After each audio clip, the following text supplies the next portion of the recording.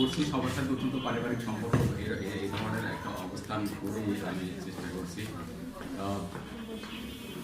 একটা হচ্ছে আমি মানুষ, আমি একজন ডাক্তার ছিলাম আর একজন এখানে কর্মকর্তা কর্মচারী অফিস দিয়ে। তো মানুষ হিসেবে যা থাকে ভালো খারাপ মিলি সবাই থাকে। আমারও কিছু ভালো আছে, কিছু খারাপ আছে। বিদায়ের দিনে সাধারণত খারাপগুলো কেউ বলে না, ভালোগুলোই বলে। আপনারা সবাই ভালো বলছেন, সেজন্য সবাইকে ধন্যবাদ।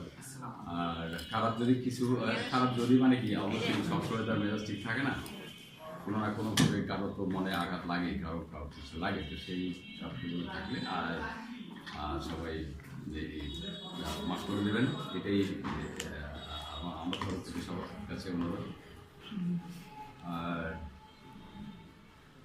ডাক্তার হিসেবে কেমন ছিলাম তো আপনাদের মনে আমি কিছু বলবো না। আর এখানকার কর্মকর্তা হিসেবে যেটা শর্টকাটে বলতে গেলে যে মোটামুটি একদম ব্যর্থই বলতে গেলে, বড় ব্যর্থই মানুষ। হ্যাঁ, ব্যর্থ অফিসার হিসাবে এখানে আমি খুব একটা ভালো এখানে কাজ, এই বিভিন্ন কারণে চাকরির প্রতি খুব একটা মনোযোগ আমার ছিল। জানেন আপনারা, এইসব বলেও লাভ নাই, বলা তো তার কারণে আজকে নেগেটিভ কথা বলার কাজ নাই।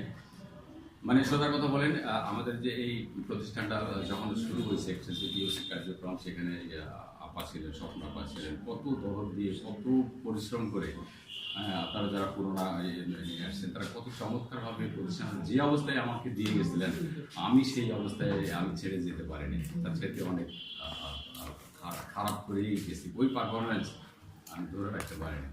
আর ওদের পারিপার্শ্বিকভাবে সব কিছু মিলে সম্ভব হচ্ছিল না। বাই দিস টাইম আবার যে ম্যান পাওয়ারগুলো পাইছিলাম, যাওয়ার সময় অনেক ম্যান পাওয়ারগুলো কমেও গেছে। আর সেই সময় এখানে একমাত্র সার্ভিস সেন্টার ছিল বলতে গেলে এই নাটোরের মধ্যে সদর হসপিটাল এইটা, আর বাইরে কিন্তু একটা ক্লিনিক। এখন বলতে গেলে প্রায় 36টা ক্লিনিক, এর কম্পিটিটিভ অনেক প্রতিষ্ঠান বদলে গেছে, সহজেই মানুষের নাগালের কাছে চলে আসছে। ইজি সার্ভিস সবাই পাচ্ছে এখানে। এইখানে এখন কাজের লোডও আগের চাইতে কমে গেছে, ওই লোড আর বোধহয় এখানে করাও সম্ভব না। করতে গেলে যে পরিমাণ এখন ম্যান পাওয়ার লাগবে, এইটা হয়তো সরকার এখন চিন্তা করছে ভবিষ্যতে দেবে। তো তারপরও আমি এটাকে একদম একটা পারিবারিক প্রতিষ্ঠান মনে করি। এইখানে আমি ছিলাম আসলে অ্যাকচুয়ালি আমার এই মনে হয় কি যে চাকরি থাকা অথবা না থাকা, আমি পার্থক্যটা খুব একটা বুঝি নাই। কারণ এই চাকরিটা আমার জন্য খুব অর্থনৈতিকভাবে খুব লাভজনক ছিল না। কারণ যে টাকা পয়সা পেতাম আমার খুব বাচ্চাদের টিউশনে আর ড্রাইভারের বেতন দিতেই আমার টাকাটা চলে যেত। কাজে এখনও মানে সিগনিফিকেন্ট না এটা। আর যাদেরকে নিয়ে কাজ করতাম এটাই এখনও মনে হয় তো আপনারা আমাদেরই আমি তো মনে হয় স্টিল আই এম কানেক্টেড। এখানকার রুগী আমি এখনও পাই। আমি এখানে বোধহয় অনেক রুগী পাঠাইতো নর্মাল ডেলিভারি করার জন্য, আমি পাঠাই।